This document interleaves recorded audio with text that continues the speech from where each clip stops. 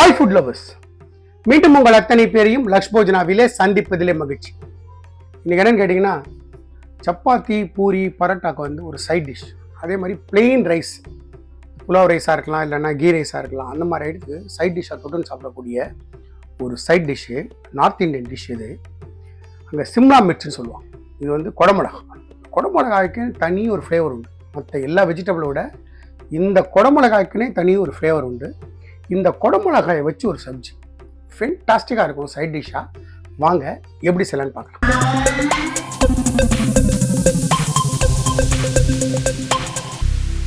நான் கிட்டத்தட்ட ஒரு 1/2 kg சிம்லா மிர்ச், 4 சைஸ், இந்த பெரிய சைஸ் 4, இந்த மாதிரி ஊசியாக கட் பண்ணியிருக்கேன். இந்த மாதிரி கட் பண்ணி வச்சுட்டுருக்கேன். நான் ஸ்டவ் பற்ற வச்சு ஒரு பேன் வைக்கிறேன். இதுக்கு முதல்ல ஒரு பேஸ்ட் ஒன்று அரைக்கணும். அந்த பேஸ்ட்டுக்கு வேண்டியதை நம்ம முதல்ல வறுத்தெடுத்துருவோம். வறுத்தெடுத்துட்டோம்னா அது ஆறிட்டு இருக்கும்போது ரூம் டெம்பரேச்சர் வர வரைக்கும் மற்ற ப்ராசஸ் பண்ணிகிட்டே இருப்போம், சரியாக இருக்கும். நம்ம வச்ச பேன் சுட்டெடுத்து நான் ஒரு டீஸ்பூன், ஒரு அரை டீஸ்பூன் கடலெண்ணெய் சேர்த்துக்கிறேன். நம்ம வச்ச பேன் சுட்டெடுத்து நான் ஒரு 3 டேபிள் ஸ்பூன் வேர்க்கடலையை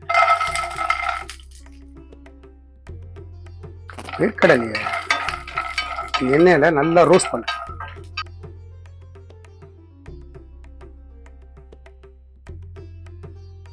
ரோஸ்ட் ஆகிட்டு இருக்கும்போது இது வந்து கொப்பரை வந்து ஒரு 2 டேபிள் ஸ்பூன் கட் பண்ணி வச்சுருக்கேன். இந்த மாதிரி அதையும் சேர்த்துருங்க. அது கூடவே ஒரு 5 பல்லு பூண்டு, ஒரு சிறு துண்டு இஞ்சி, எல்லாத்தையும் இதில் ரோஸ்ட் பண்ணுங்க.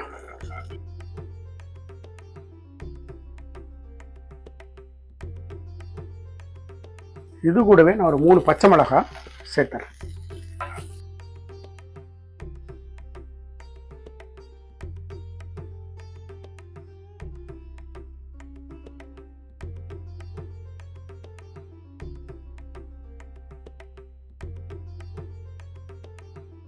நல்லா நான் வறுத்துட்டேன். ஃப்ளேம் ஆஃப் பண்ணிவிட்டு இதை ஒரு பிளேட்டுக்கு மாற்றிடுறேன். இப்போ இது ரூம் டெம்பரேச்சர் வரட்டும். ரூம் டெம்பரேச்சர் வந்தவொடனே இதில் தக்காளியை சேர்த்து ஒரு குறைன்னு அரைக்கும் போது உங்களுக்கு காட்டுறேன். இப்போ நம்ம வறுத்த அந்த பேனையை மறுபடியும் ஸ்டவ் ஆன் பண்ணி வைக்கிறேன். ஃப்ளேமை ஸ்லோ பண்ணிக்கிறேன். ஒரு டீஸ்பூன் கடலெண்ணெய் சேர்த்துக்கிறேன்.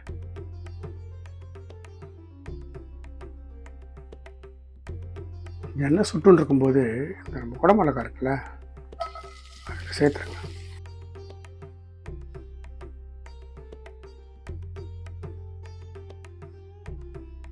லோ ஃப்ளேமில் ஸ்லைட்டாக அதை ரோஸ்ட் பண்ணு. சட்டுன்னு வெந்துடும், பெருசாக டைம்லாம் ஆகாது. மேக்ஸிமம் போனால் ஒரு 5 மினிட்ஸ். அதுக்கப்புறம் நம்ம கிரேவிலையும் குக் பண்ண போகிறோம். ஜஸ்ட் இது வந்து நல்லா சாஃப்ட்டு நாட வரைக்கும் எண்ணெயில் நல்ல ஒரு வாட்டி பரட்டி எடுப்போம்.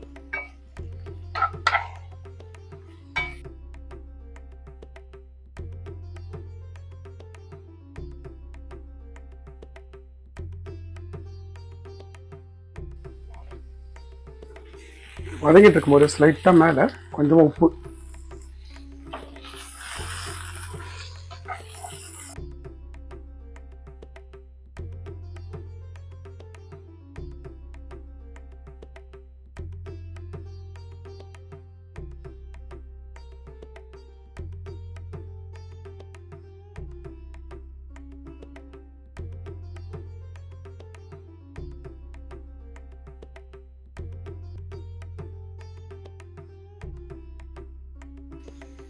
உங்களோட குடமிளகாய் சாஃப்ட் ஆகிடுது. இந்த சூட்டில் இன்னும் கொஞ்சம் சாஃப்ட் ஆகிடும். நான் ஸ்டவ்வை ஸ்லோ பண்ணிடுறேன். இதை எடுத்துறேன் இந்த பக்கம். இப்போது இதே ஸ்டவ்வில் ஒரு கடாய் வைக்கிறேன். கடாய் சுடட்டும். நம்ம வச்ச கடாய் சுட்டுடுத்து ஒரு டீஸ்பூன் எண்ணெய் விட்டுறேன். எண்ணெய் நல்லா சுடட்டும். நம்ம விட்டு எண்ணெய் சுட்டுடுத்து ஒரு சின்னதாக ஒரு 1/2 ஸ்பூன் ஜீரகம், ஒரு 15 மிளகு. பார்த்துக்கங்க, மிளகு பிடிக்கும்.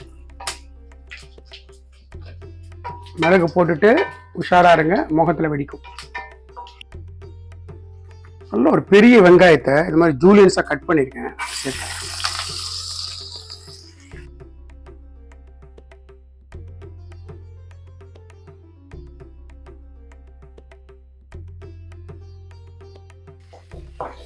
ஊசியாக கட் பண்ணியிருக்கேன் பாருங்க, இந்த மாதிரி கட் பண்ணு.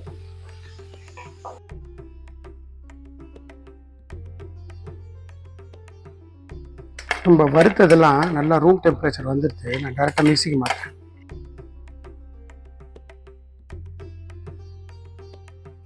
இதில் நல்ல பழுத்த தக்காளி ஒன்று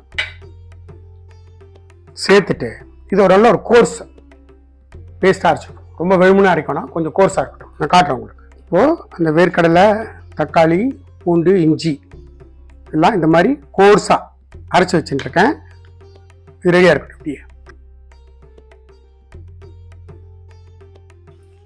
நல்லா ப்ரௌன் கலரில் வரட்டும், அது வரைக்கும் குக் பண்ணு. நம்மளோட வெங்காயம் பார்த்தீங்கன்னா நல்லா ப்ரௌன் கலருக்கு வந்துடுது. இந்த ஸ்டேஜில் ஃப்ளேமை ஸ்லோ பண்ணிவிட்டு, இந்த ப்ரௌன் பண்ணும்போது ஃப்ளேமை ஹையில் வச்சுக்காங்க, சீக்கிரம் ஆகும். ஆனால் பக்கத்துலேயே இருக்கணும், இல்லைன்னா தீஞ்சு போயிடும். நம்ம இந்த அரைச்ச பேஸ்ட் இருக்குல்ல, பேஸ்ட்டை சேர்த்து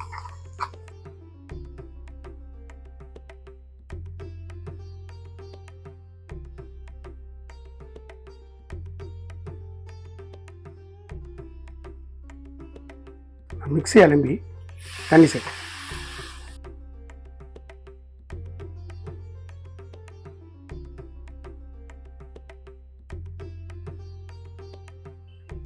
இதில்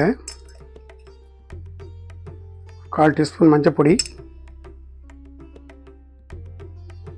இந்த ஸ்பூனில் 1 2 காரப்பொடி, அதே ஸ்பூனில் 1 டீஸ்பூன் காஷ்மீரி ரெட் சில்லி, ஸ்பூனில் 1 2 3 தனியாத்தூள்,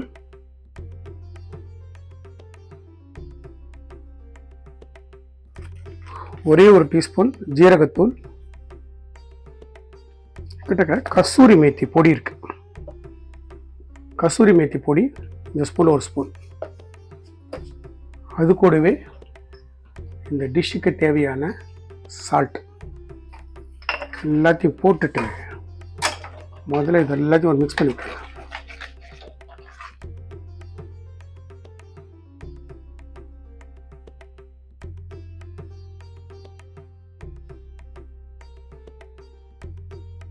ஒரு 1.5 டம்ளர் தண்ணி.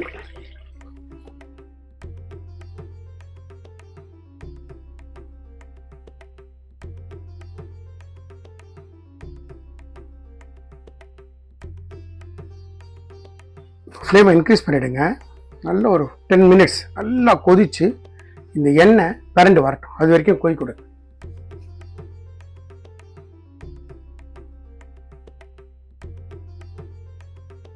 இந்த ஸ்டேஜில் இது எந்த அளவுக்கு நீங்கள் நல்லா குக் பண்ணுறீங்களோ அந்த அளவுக்கு உங்கள் டிஷ்ஷோட ஃபைனல் ரிசல்ட் ஃபென்டாஸ்டிக்காக இருக்கும். நிச்சயமாக உங்களை எல்லோரும் கேட்பாங்க இந்த டிஷ் எப்படி பண்ணீங்கன்னு. அந்த மாதிரி இருக்கக்கூடிய ஒரு fantastic side dish chapati, puri and parotta. ஆனால் இந்த ஸ்டேஜ் நல்லா பொறுமையாக கொஞ்சம் லோ டு மீடியம் வச்சுட்டு பொறுமையாக குக் பண்ணுங்கள். இப்போ தான் பாருங்கள் முதல் ஸ்டேஜில் ஆயில் வருது, நல்லாவே ஆயில் வரட்டும், அது வரைக்கும் குக் பண்ணுங்கள், அவசரப்படவே படாது. பார்த்தீங்கன்னா நம்ம விட்ட எண்ணெய் சைடில் நல்லா பிறண்டு வருது. இந்த ஸ்டேஜ் வரைக்கும் நல்லா குக் பண்ணிவிட்டு இந்த ஸ்பாட்டில் இது ஆறுது உங்களுக்கு தெரியும் பாரு. நல்லா இந்த எண்ணெய் பிறண்டு வந்தனால தான் நல்லா இப்படி வருது. இந்த ஸ்டேஜில் அவர் தயிர் பீட் பண்ணி வச்சுருக்கோம், 3 டேபிள் ஸ்பூன் தயிர் சேர்த்தேன். தயிரும் சேர்த்துட்டு கைவிடாமல் மிக்ஸ் பண்ணிட்டு, தயிர் கண்டிப்பாக சேருங்க, தயிர் சேர்க்காம விட்றாது.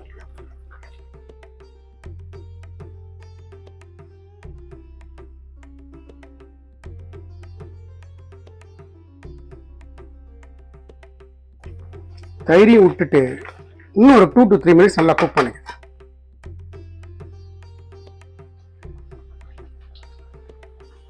நல்லா கொதி வருதா? இந்த ஸ்டேஜில் நம்ம இந்த வதக்கி வச்ச குடமிளகாயை சேர்த்துருக்கேன்.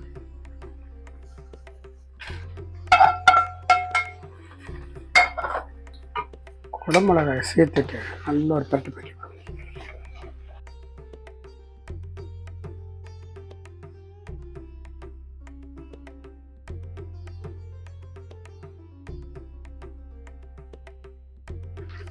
இந்த ஸ்டேஜில் ஒரு 1.5 டம்ளர் ஹாட் வாட்டர் சேர்க்குறேன்.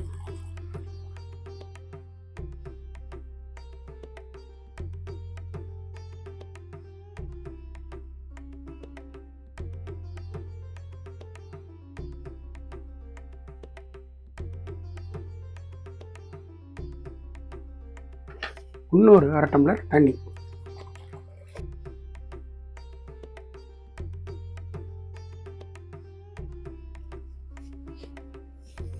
இந்த ஸ்டேஜில் உப்பு புளிப்பு காரம்லாம் சரியாக இருக்கான்னு செக் பண்ணிடுங்க.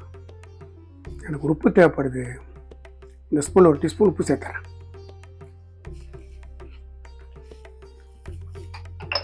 உப்பையும் சேர்த்துட்டு ஃபைனாக மிக்ஸ் பண்ணி கொடுக்குறேன். நல்லா ஒரு கொதி வரட்டும். கொதி வந்ததுக்கப்புறம் ஸ்டவ் ஆஃப் பண்ணி இறக்கிடலாம். நம்மளோட குடமிளகாய் வச்சு செஞ்ச ஒரு நார்த் இந்தியன் ஸ்டைல் சப்ஜி தயார். நம்ம குடமிளகாய் வச்சு செஞ்ச ஒரு சப்ஜி பார்த்தீங்கன்னா நம்ம விட்ட எண்ணெய் நல்லா பிரிஞ்சு வெளியில் வருது. இந்த ஸ்டேஜ் வரைக்கும் இதை நல்லா அப்படி குக் பண்ணிவிட்டு நல்லா ஒரு பரட்டி கொடுத்துருங்க. பரட்டி கொடுத்துட்டு ஸ்டவ் ஆஃப் பண்ணுங்க. ஸ்டவ் ஆஃப் பண்ணிட்டு ஃபைனலாக கொத்தமல்லி. நம்மளோட குடமிளகாயை வச்சு செஞ்ச ஒரு நார்த் இந்தியன் சப்ஜி தயார். நம்ம குடமிளகாயை வச்சு நார்த் இந்தியன் ஸ்டைலில் செஞ்ச ஒரு சப்ஜி ஏற்கனவே சொன்ன மாதிரி சப்பாத்தி பூரி பரோட்டா எல்லாம் ரொம்ப அட்டகாசமாக இருக்கும். ட்ரை பண்ணி பாருங்கள் ஒரு வாட்டி. நான் என்ன மாதிரி இன்க்ரீடியன்ஸ் போட்டு எப்படி செஞ்சோனோ அதே மாதிரி செய்யுங்க. எனக்கு கிடைச்சது எக்ஸ்ட்ரா ரிசல்ட் உங்களுக்கும் கிடைக்கும். இந்த வீடியோ பிடிச்சிருந்தா லைக் அண்ட் ஷேர் பண்ணுங்கள். உங்கள் ஃபேமிலி அண்ட் ஃப்ரெண்ட்ஸ்க்கு வந்து ரெக்கமெண்ட் பண்ணுங்கள். மறக்காமல் நம்ம சேனல் வந்து சப்ஸ்கிரைப் பண்ணுங்கள். நம்மளோட சேனலுக்காக வாட்ஸ்அப்பில் ஒரு புதுசாக ஒரு வாட்ஸ்அப் குரூப் க்ரியேட் பண்ணியிருக்கோம். ஏன்னா நிறைய பேர் நோட்டிஃபிகேஷன் வரலன்னு சொல்லி ஃபீல் பண்ணுறாங்க. ஸோ அந்த ப்ராப்ளத்தை சால்வ் பண்ணுறதுக்காக வாட்ஸ்அப் குரூப்பில் எப்போ நம்ம யூடியூப்பில் லோட் பண்ணுறோமோ சைமில்டேனியஸாக வாட்ஸ்அப் குரூப்லேயும் அப்லோட் பண்ணிவிடுவோம். இன்னொரு அட்வான்டேஜ்னா அதில் டிஸ்கிரிப்ஷன் பார்க்க நீங்கள் டீட்டெயிலாக பார்த்து சமைக்க முடியும். ஸோ இன்ட்ரெஸ்டட் பர்சன்ஸ் நம்மளோட வாட்ஸ்அப் குரூப்லையும் ஜாயின் பண்ணிக்கோங்க. தேங்க்ஸ் ஃபார் வாட்சிங் my all videos. Lakshman signing off from Lakshbojana.